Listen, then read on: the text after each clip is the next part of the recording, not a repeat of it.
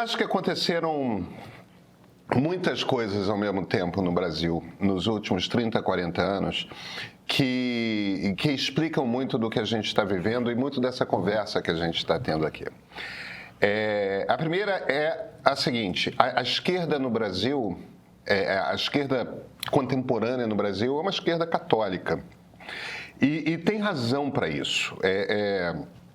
A Igreja Católica, evidentemente, tem muitas correntes, mas a gente, na América Latina, a Igreja dos anos 60 para cá é uma igreja que é uma igreja filha do Concílio do Vaticano II, que é aquele concílio que acontece na virada dos anos 50 para 60 e que é o grande modernizador, né? Ali entre João XXIII e Paulo VI, que é o grande modernizador da Igreja Católica. Parece que eu estou falando uma coisa tipo, por que está falando de Igreja Católica? O que está acontecendo? É por um motivo muito simples. É um momento em que assume o poder no Vaticano e se mantém, de grande parte, apesar do Ratzinger e apesar de João Paulo II, eles são meio que os papas exceções. De João 23 para cá, a Igreja Católica não é a Igreja Católica dos carismáticos, não é a Igreja Católica do Opus Dei. É uma igreja muito preocupada com os pobres, muito preocupada com justiça social. É a igreja em cujo berço nasce a teologia da libertação. E o PT como muitos dos partidos de esquerda na América Latina, o PT é absolutamente intrincado e embolado com a teologia da libertação. O PT nasce nas comunidades eclesiais de base, tanto quanto ele nasce no chão de fábrica em São Bernardo.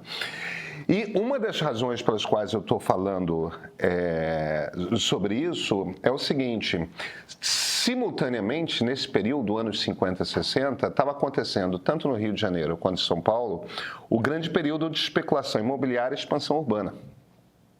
Isso quer dizer que uma quantidade imensa de pessoas vieram de todo o Brasil, mas principalmente da região Nordeste, para o Rio e para São Paulo para trabalharem primeiro como operários e depois que os prédios estavam erguidos, e isso começa a se consolidar a partir dos anos 70, quando as cidades tinham mudado de perfil e se tornado cidades de arranha-céus, esses operários foram trabalhar como porteiros, como eletricistas, como encanadores, com toda sorte como maîtres e garçons em restaurantes, tal. Quer dizer, esses trabalhos, digamos assim, que não exigem trabalho proletário, trabalho que não exige diploma superior, muitas vezes não exige sequer diploma de ensino médio.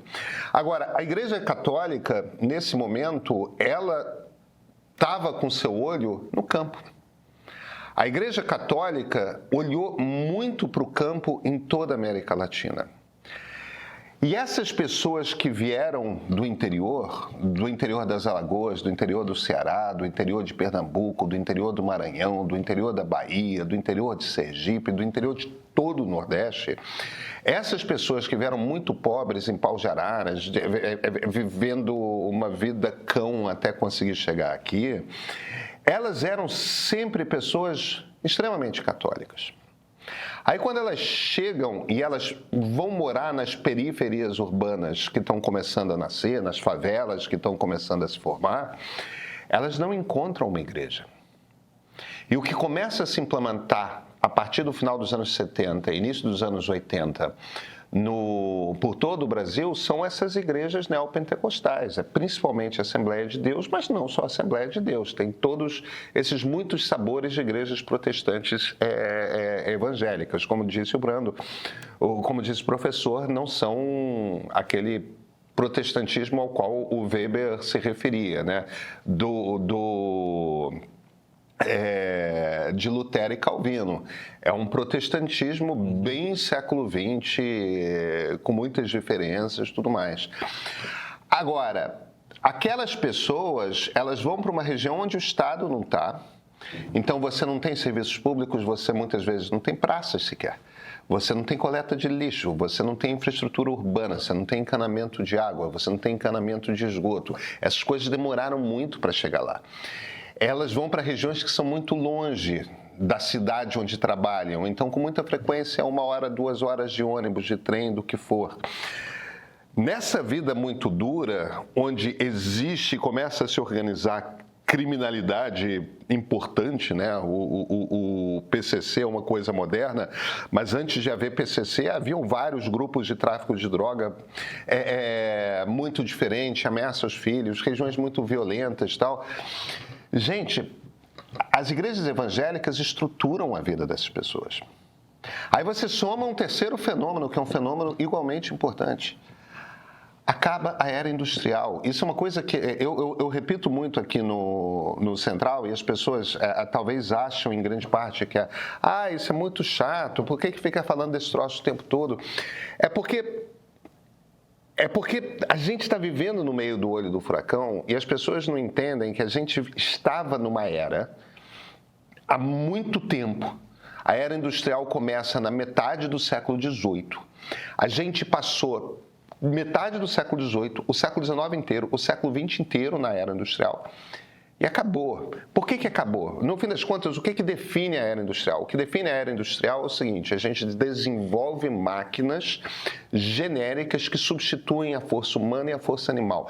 Pela primeira vez, a gente consegue fazer muita bugiganga sem precisar fazer força, porque as máquinas fazem força. Então, a gente produz muito mais bugiganga, muito mais sapato, muito mais roupa, muito mais brinquedo, muito mais o que você quiser, em muito mais quantidade e num preço muito menor. E aquilo é a máquina econômica que fez o século XIX e o século XX. E ela dá emprego em quantidade para operários.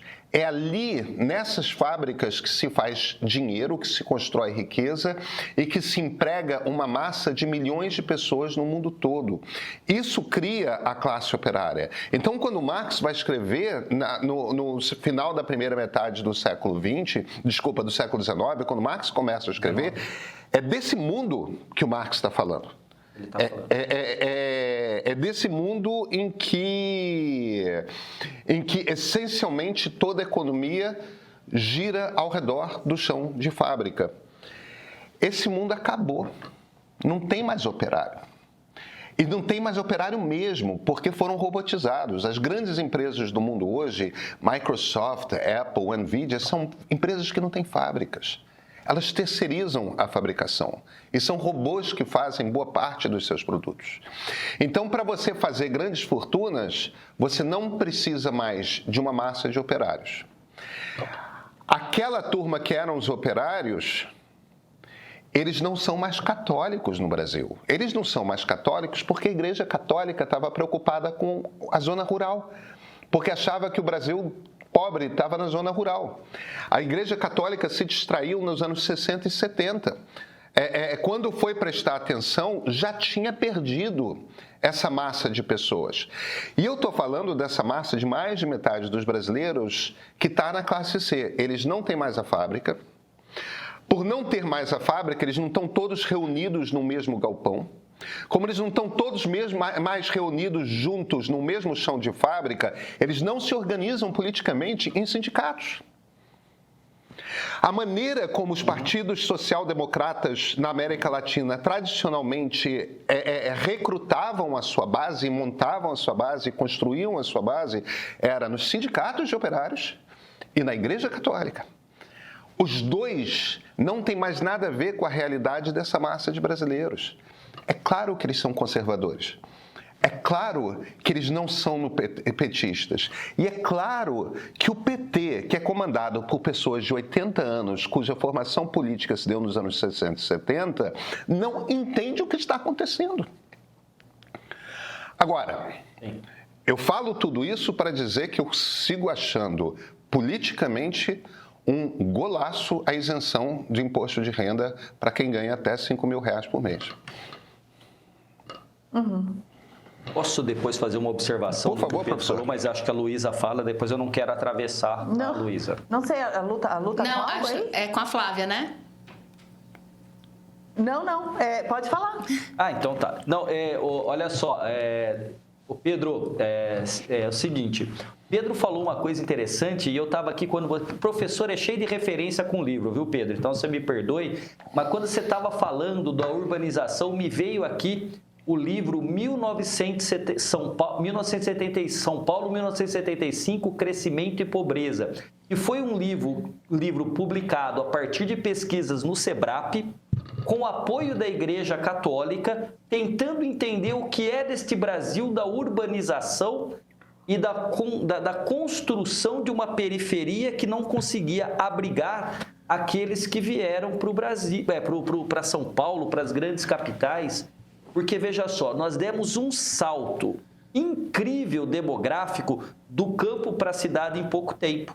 Então, este livro, que tem inclusive autores como Fernando Henrique Cardoso, que havia voltado do exílio e estava ali à frente do SEBRAP, com o apoio da Igreja Católica. 1975, até estava pegando as referências aqui, ó, São Paulo, 1975, Crescimento e Pobreza. São 50 anos, Pedro, disso que você está falando, comemorado agora, então foi feito um evento sobre esse livro. E um outro que o Pedro está falando, deste marxismo que pegou aquela classe operária em formação, o livro escrito pelo Engels sobre a classe operária inglesa. Lembrando, inclusive, o Pedro sabe disso, vocês também, meninos, e a audiência qualificada, eles foram conhecer as casas dos proletários, dos trabalhadores das fábricas, e Marx e Engels não sabiam. O Engels era filho de um rico empresário, de um industrial inglês, que inclusive ajudava muitas vezes o Marx. E ele tinha uma namorada fora do casamento oficial, e o Engels, que tinha essa namorada, conseguiu que o Marx e eles fossem conhecer a vida de fato dos trabalhadores, porque a vida do Marx e do Engels era uma vida de dois boêmios, de uma burguesia que não era a burguesia dona dos meios de produção, mas de alguém que não era proletarizado, que não precisava trabalhar. Então, este mundo é substancialmente diferente. Sabe, Pedro, vindo para cá, você sabe o que o taxista falava para mim? Ele falou, professor, bom era há uns anos atrás, quando eu trabalhava de madrugada e eu ganhava dinheiro. Agora, com o aplicativo no táxi, eu não ganho dinheiro. E, pelo amor de Deus, se proibirem a gente de usar o corredor, eu vou ter que vender laranja na feira, porque aí eu não consigo nem dinheiro mesmo. Ele fala assim, a minha vida, quando sobra R$150, eu fico feliz. Aí acaba o gás. Esse é o Brasil real, esse é o Brasil concreto. E eu acho sim, Pedro, com você, corroborando a sua metáfora futebolística, que tanto o Lula gosta, eu acho que é um golaço que ele faz, e é por isso que a coisa foi mandada, eu acho que em março, para o Congresso, e está sendo discutido e vai ser votado agora, porque o Congresso sabe o impacto disso, inclusive já tem pesquisa mostrando que pela primeira vez o Lula pode ser vitorioso no primeiro turno. Eu acho pouco provável, mas há alguma dimensão na pesquisa mostrando uma potencial possível vitória no primeiro. Eu não acho provável, mas enfim. A história foi feita. Em 11 de setembro de 2025, o Supremo Tribunal Federal condenou Jair Bolsonaro a 27 anos de prisão em regime fechado pela tentativa de golpe de Estado. Com isso, nosso documentário O Julgamento do Século ganhou um epílogo. Com depoimentos de autoridades civis e militares, juristas e políticos, o filme reconstrói o quebra-cabeças até a condenação de Bolsonaro e seus aliados. Com a apresentação de Flávia Tavares, roteiro de Sérgio Rodrigues e direção de Ricardo Rangel, essa é uma das maiores e, olha, melhores produções do meio. Se você já viu o documentário, assista ao epílogo. Se ainda não, assine o Meio Premium e assista a versão completa no nosso streaming.